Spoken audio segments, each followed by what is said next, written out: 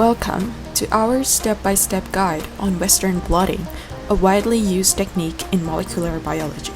Western blotting allows scientists to detect and analyze specific proteins in a sample, offering insight into protein expression, function, and interaction. Western blotting combines gel electrophoresis and immunoassays to identify specific proteins from a complex mixture of proteins extracted from cells or tissues. After separating proteins by size, antibodies are used to target and visualize proteins of interest.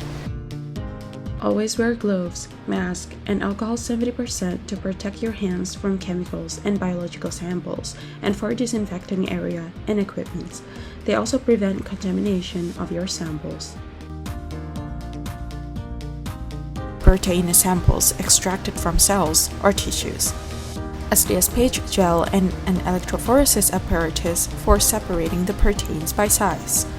A PVDF or nitrocellulose membrane to transfer and bind the proteins.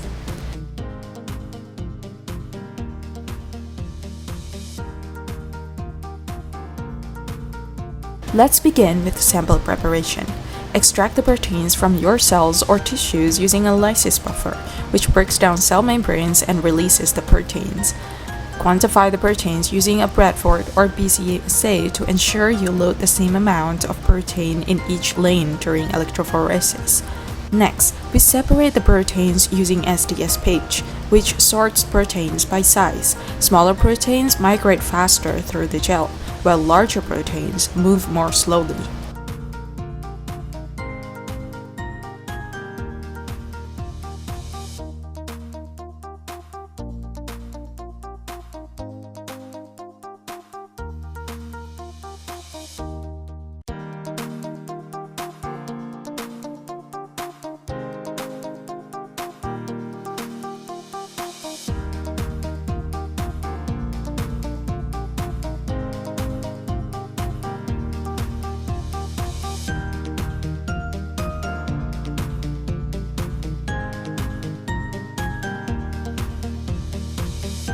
Ensure samples are balanced. Start with a voltage of 20 volts, then increase once the proteins reach the separating gel, running until the diaphragm reaches the bottom, about 1 to 2 hours. Once separated, the proteins are transferred onto a membrane, usually made of PVDF or nitrocellulose.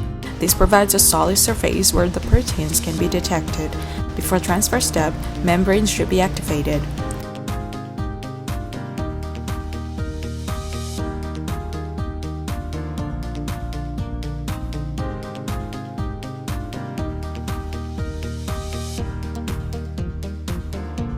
The protein transfer can be done by using two different methods. Semi-dry transfer uses minimal buffer between plates for faster transfer, about 15 to 45 minutes. It is convenient but may be less efficient for large proteins, best suited for small to medium-sized proteins.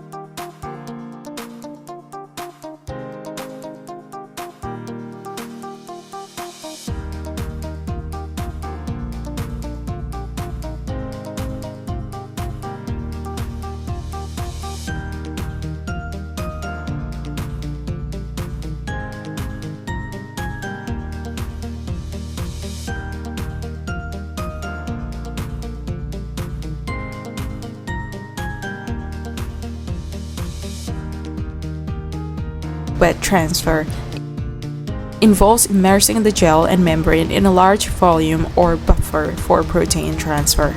It is slower, about 1 to 2 hours or overnight, but effective for a wide range of protein sizes, especially large ones.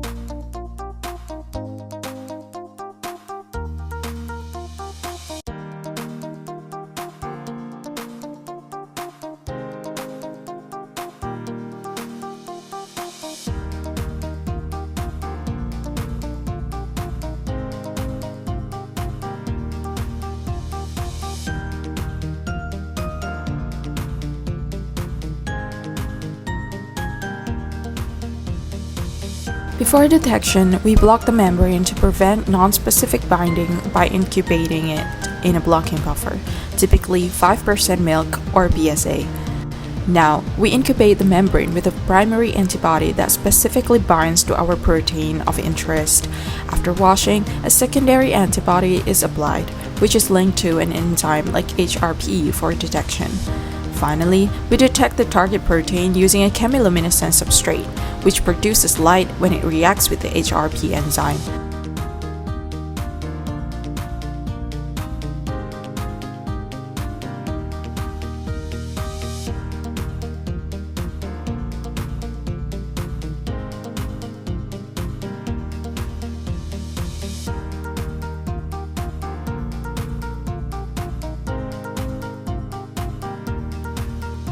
The light is captured to reveal distinct protein bands corresponding to the target protein.